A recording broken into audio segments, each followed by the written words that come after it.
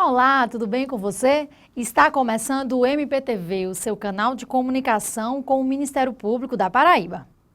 No programa de hoje você vai ver uma reportagem sobre a atuação do Ministério Público para criar um fluxo de atendimento a crianças e adolescentes na área da saúde mental.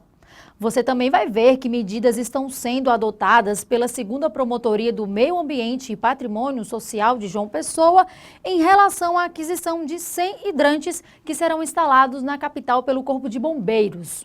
E você vai ver como foi a Semana Consumo Seguro, realizada pelo MP Procon nos municípios de João Pessoa, Cabedelo e Campina Grande. No estúdio, vamos receber o promotor de justiça, Alex Corel, que vai falar sobre o problema das drogas entre crianças e adolescentes. Fique com a gente, o MPTV está no ar.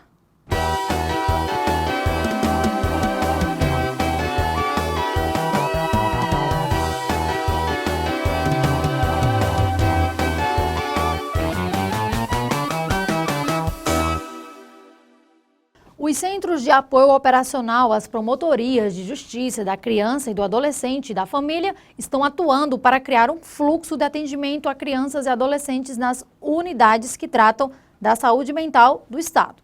Confira na reportagem que medidas estão sendo adotadas pelo MP para isso. O Ministério Público da Paraíba está atuando na busca por melhorias nos atendimentos de saúde mental para crianças e adolescentes em todo o estado. Esse trabalho está sendo realizado através dos Centros de Apoio Operacional às Promotorias de Justiça, CAOPs, da Criança e do Adolescente, da Família e da Saúde, que vem realizando reuniões com representantes da área da saúde para discutir medidas para melhorar esse atendimento. Nós estamos iniciando agora um trabalho de conversas e reuniões. Então, nessas reuniões vão estar as pessoas da saúde que vão mostrar que determinados locais, por exemplo, Hospital Geral, quais são as... quando se atende, quando é que adequadamente se atende aquela criança ou adolescente ou uma pessoa adulta. A gente conversa com a direção, com os médicos também, que é importante a gente estar conversando não só com os diretores, como também com aqueles que estão diretamente ligados ao serviço, né? O próprio médico, o psiquiatra.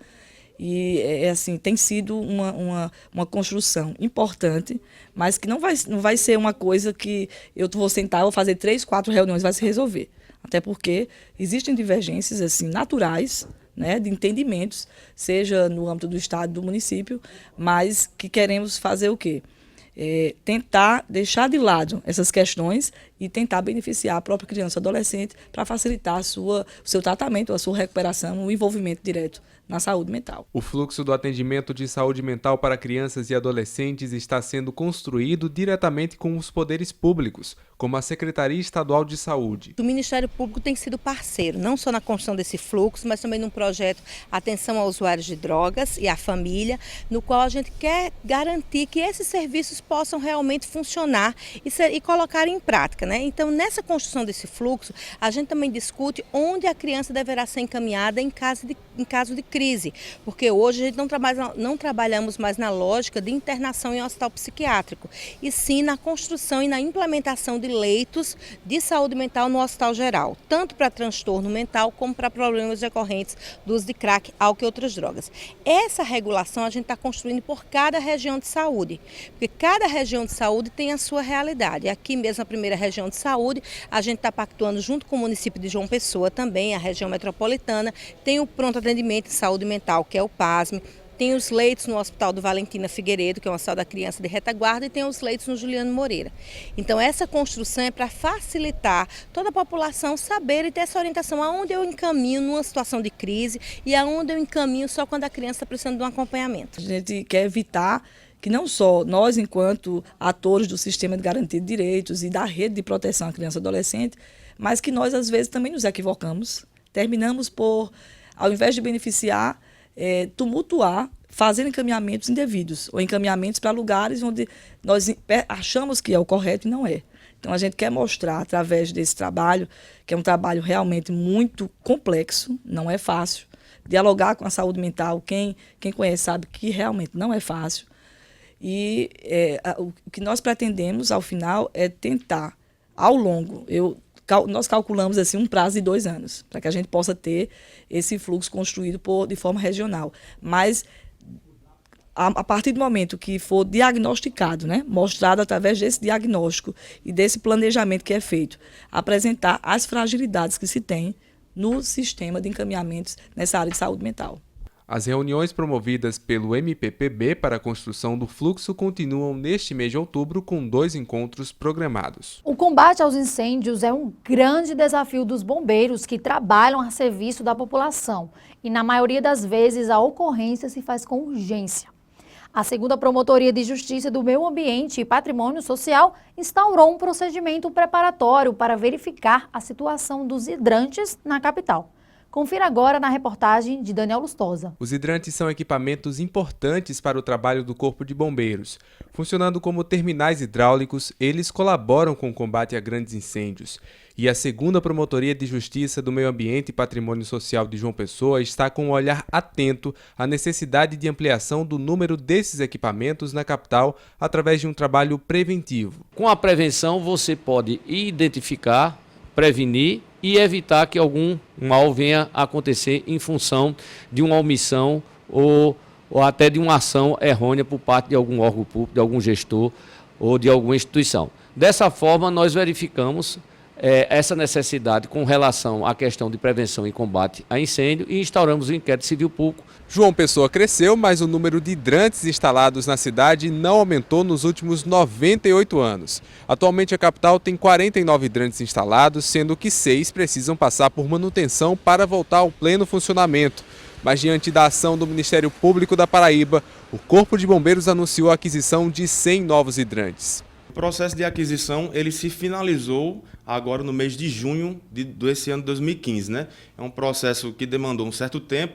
Né? O início dele, o processo de licitação, começou no ano de 2014 e aí se finalizou agora no mês de junho do ano 2015, e aí, onde eles já estão disponíveis para instalação. O Corpo de Bombeiros aguarda agora algumas etapas antes da instalação dos hidrantes. O Corpo de Bombeiros ele fez um estudo e já definiu os 100 pontos estratégicos para a instalação desses hidrantes.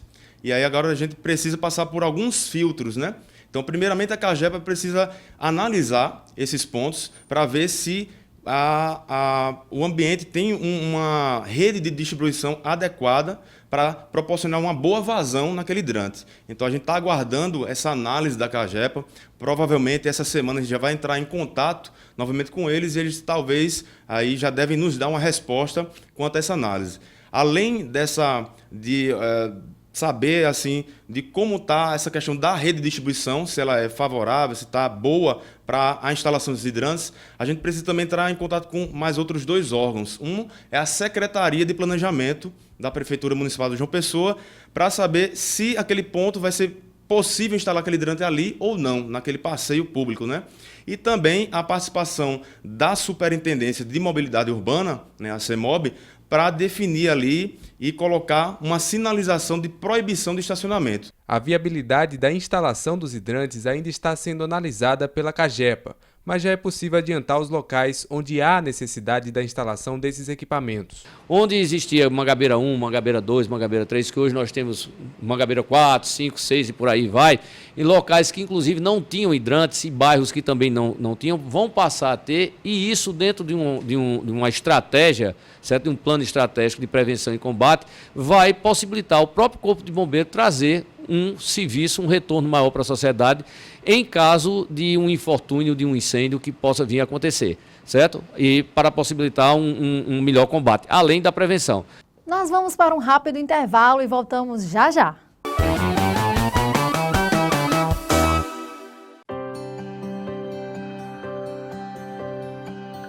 Um pequeno negócio não é só do seu dono.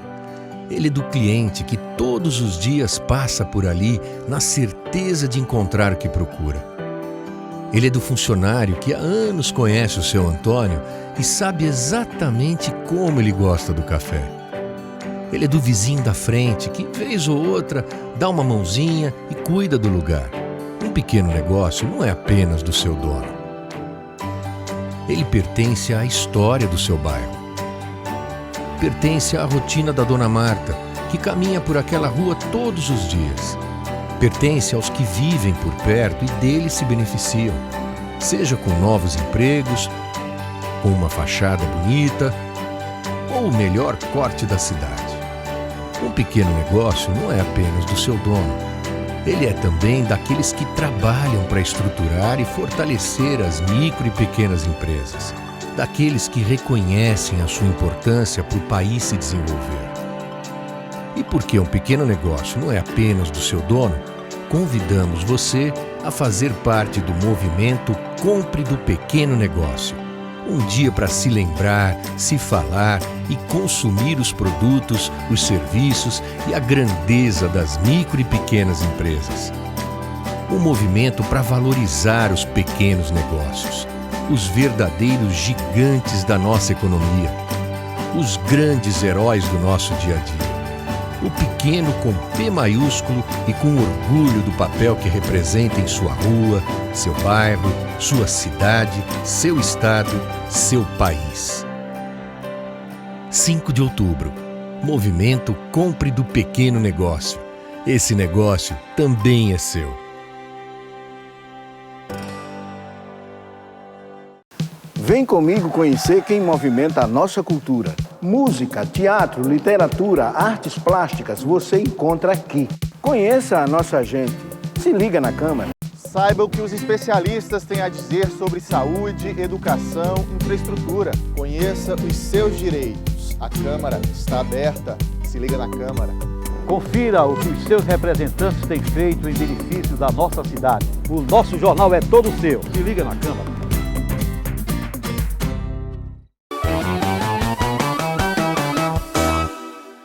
Você já imaginou encontrar pó de giz, cimento e até tinta de parede em algum medicamento? Pois é, estas são algumas das substâncias encontradas em produtos falsificados e que pode pôr em risco a sua saúde. Este assunto foi debatido na Semana Consumo Seguro, realizada pelo MP Procon. Confira na matéria como foi o evento. A estimativa é de que a pirataria, de uma maneira geral, tira mais de 2 milhões de empregos do mercado formal.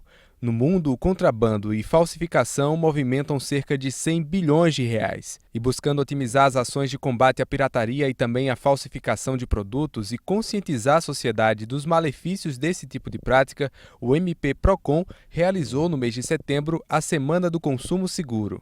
Primeiro, a importância em si é alerta e o empoderamento da população sobre algo que acontece e as pessoas não têm percepção, enxergam, mas não veem. É a violência invisível da falsificação de produtos, no caso medicamentos, óculos.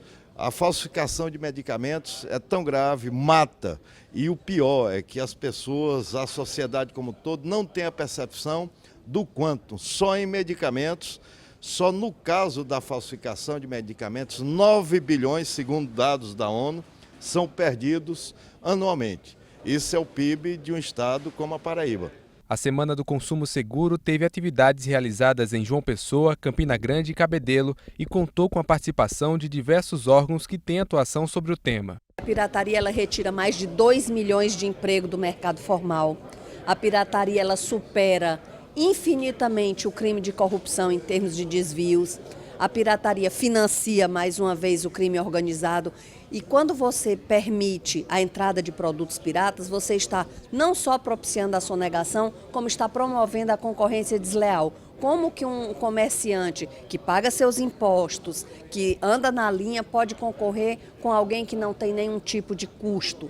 Então, a pirataria ela é extremamente nefasta e os números são avassaladores. A Organização das Nações Unidas estima que 30% dos medicamentos distribuídos na América Latina são falsificados. A pirataria realmente de medicamentos é uma coisa muito perigosa, né? Porque o que você tem, ou seja, o medicamento ele pode ser uma questão de que o medicamento ele não tem um princípio ativo na quantidade necessária para surtir o efeito, que já é ruim, que a pessoa compra um produto, está doente, achando que vai resolver. Ou muitas vezes o que é pior, o medicamento ele simplesmente ele é manufaturado com produtos que não têm nenhuma ligação com, né, o princípio ativo que ele deveria ter, e que pode inclusive causar prejuízo à pessoa. Então, do ponto de vista de saúde pública, realmente é algo muito perigoso.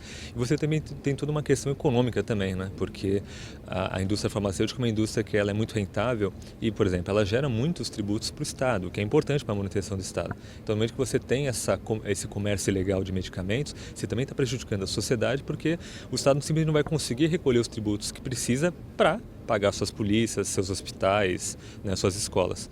A Semana Consumo Seguro encerrou com a apresentação dos resultados de uma operação realizada aqui na Paraíba e no Rio Grande do Norte, através de uma ação integrada da Polícia Rodoviária Federal com as polícias civil e militar, secretarias da Receita e Vigilância Sanitária.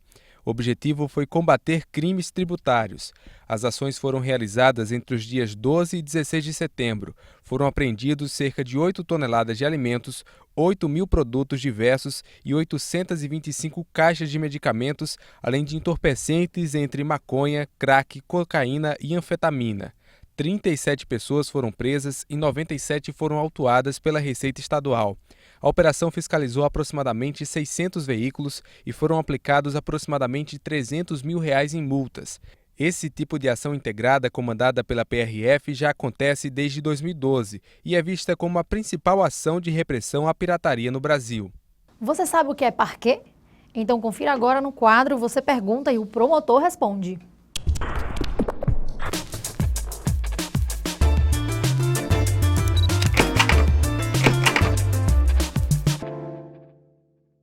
Parquet é uma palavra de origem francesa que é sinônimo de Ministério Público, ou seja, parquet significa Ministério Público para designar aqueles membros que exercem a função do Ministério Público, e os membros do Ministério Público são os procuradores de justiça e os promotores de justiça. Geralmente, nas petições que os advogados peticionam em processos, eles sempre, quando se refere ao Ministério Público, eles falam: o parquet se pronunciou as folhas tais, assim, né? O que é que significa dizer o parquet? O parquet o representante do Ministério Público se pronunciou as folhas tais do processo, opinando pelo deferimento ou indeferimento daquela pretensão. No próximo bloco, não perca a entrevista com o promotor de justiça da criança e do adolescente, Alex Corel. Ele vai falar sobre as drogas entre os jovens.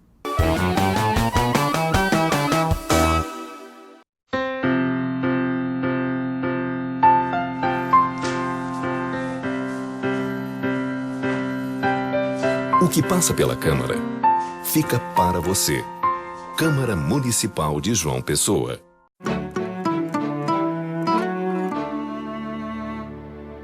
Hoje eu resolvi cantar pra essa cidade que resolveu morar em mim e que me faz bem ver o sol nascer na mão, no mar, na areia, sentir o sanhal a correr na minha veia.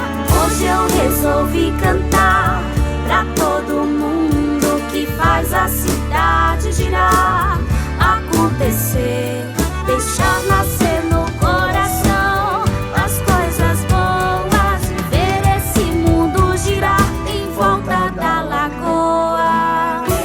Nossa gente é feita de voz e a voz ressoa numa cidade feita de pessoas para as pessoas. Acesse joamaspessoas.com.br. Câmara Municipal de João Pessoa. Vem comigo conhecer quem movimenta a nossa cultura. Música, teatro, literatura, artes plásticas, você encontra aqui. Conheça a nossa gente. Se liga na Câmara. Saiba o que os especialistas têm a dizer sobre saúde, educação, infraestrutura. Conheça os seus direitos. A Câmara está aberta. Se liga na Câmara. Confira o que os seus representantes têm feito em benefício da nossa cidade. O nosso jornal é todo seu. Se liga na Câmara.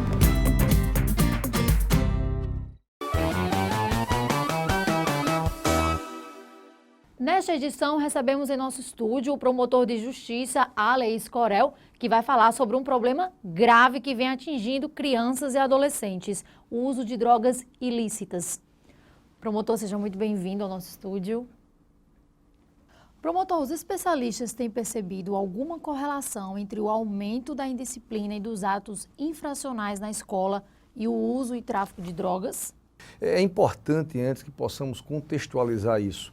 A violência hoje que está na escola também está na própria sociedade. O que acontece no ambiente escolar é apenas uma extensão também do que se passa pela sociedade. Não temos como dissociar esta violência de um contexto histórico, cultural e social.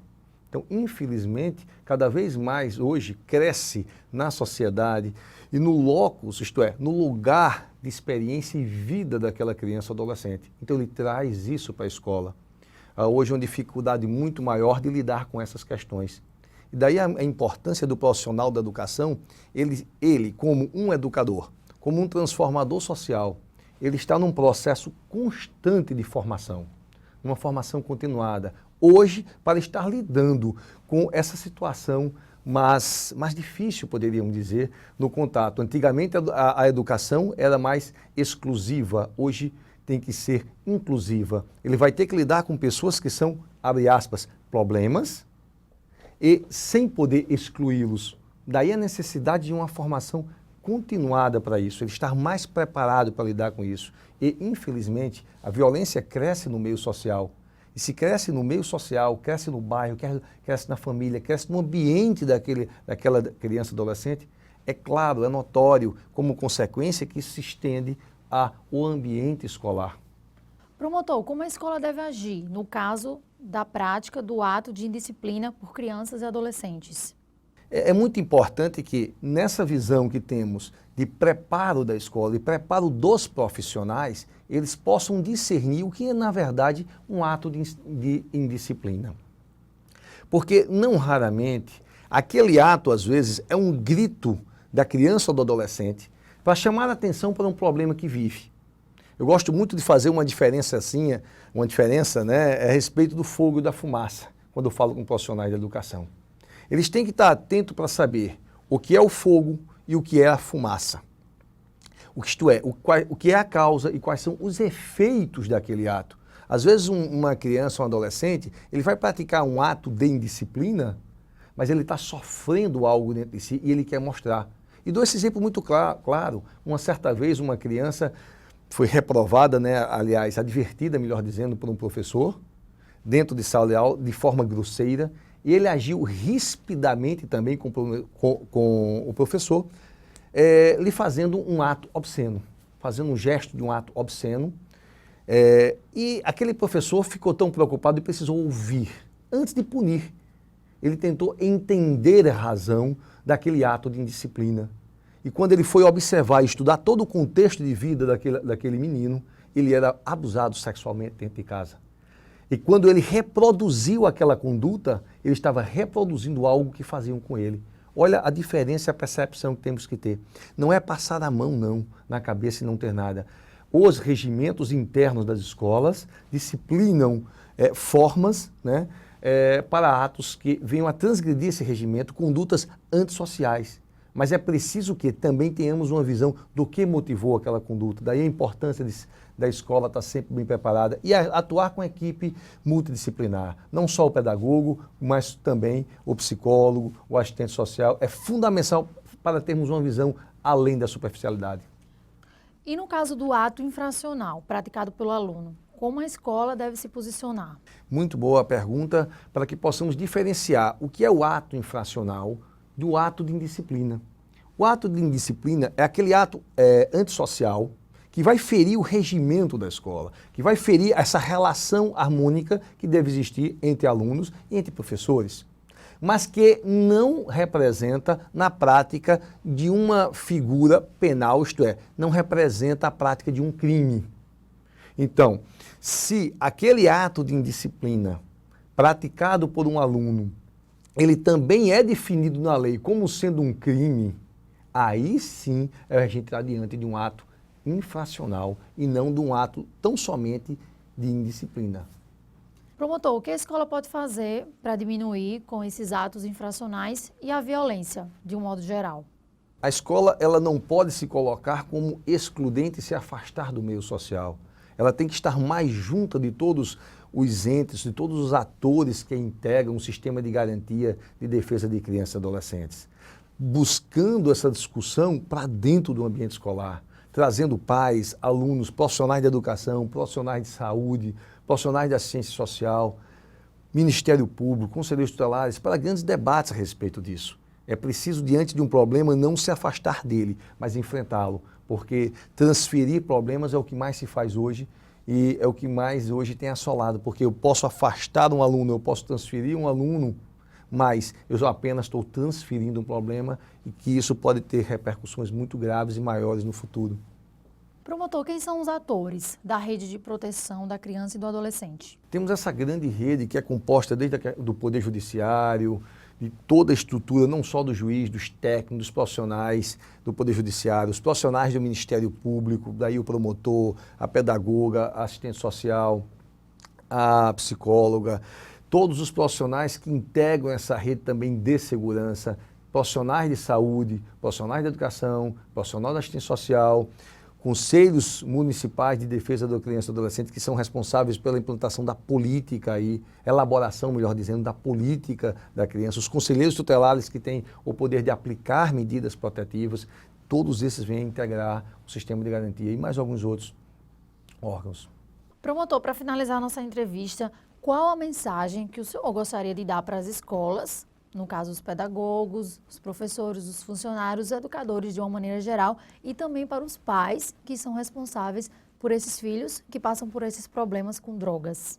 Com certeza, a mensagem que a gente deixa é de que possamos trabalhar unidos, juntos, sozinho ninguém conseguirá nada. Se cada um ficar, como diz aquela música, ado, cada um no seu quadrado, a gente não avança, a gente tem que interagir, temos que ter uma visão multidisciplinar, a partir do nosso conhecimento, juntarmos com outros para tentarmos verificar situações. Casos de imensa dificuldade que chega na escola, fazendo um trabalho de conscientização, conhecer, os profissionais de educação precisam conhecer o que tem no sistema de saúde, o que não tem, o que precisa melhorar no sistema de saúde, quais são hoje as situações para o tratamento de pessoas que sofrem com a drogadição, como estão essas famílias, porque quando alguém está sofrendo esse processo de drogadição com um ente querido, não é só ele que adoece, mas toda a família adoece junto. Então é o diálogo, é trabalhar em rede, trabalhar com um sistema de cooperação, para mim é uma forma fundamental e eficaz. E, claro, vamos ter muitas dificuldades, estudos de casos específicos, reunindo todos esses profissionais e com a visão de que contribuição cada órgão ou integrante desse órgão poderia dar para melhorar, amenizar e para avançarmos no enfrentamento a esse grande problema que chamaria do câncer social hoje e que vem afligindo cada vez mais a nossa sociedade e as famílias. Promotor, muito obrigada pela sua entrevista. Obrigado, a oportunidade de mais uma vez estar aqui e esperamos ter esclarecido a população como um todo essas medidas importantes que devemos agir. A responsabilidade não é de um ou outra pessoa, mas a responsabilidade é de todos. O MPTV termina aqui. Outras informações a respeito do Ministério Público paraibano você encontra no portal www.mppb.mp.br. Até o próximo programa.